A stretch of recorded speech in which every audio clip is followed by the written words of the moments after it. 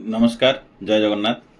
व्यवसाय क्षेत्र में मुख्य केतटा पॉइंट को ध्यान रखिले निश्चित रूपे आपण व्यवसाय बहुत भल लेवल जाई परिबो। प्रथमे होची मुख्य द्वार। जदि आपणकर व्यवसाय क्षेत्र मुख्य द्वार जदि 3 नंबर 4 नंबर पादर जेकोसी दिग हो पूर्व हो पश्चिम हो उत्तर हो दक्षिण हो अच्छी तेज निश्चित रूपे व्यवसाय ग्रोथ करिवो। द्वितीय पॉइंट होची आपणकर बिलिंग काउंटर बा कैश काउंटर केउठी आपण बिल करचंती तेबे सी जदि पॉजिटिव जगह अच्छी कस्टमर एट्राक्शन निश्चित रूपे बढ़िबो।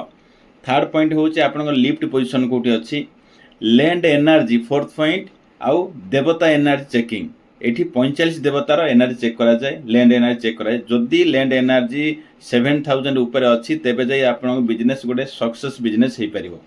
तापर चेक करा जाए कलर टॉयलेट केउठी पोजीशन अच्छी या को ध्यान रखी आपणकर बिजनेस रो ग्रोथ डिपेंड करे।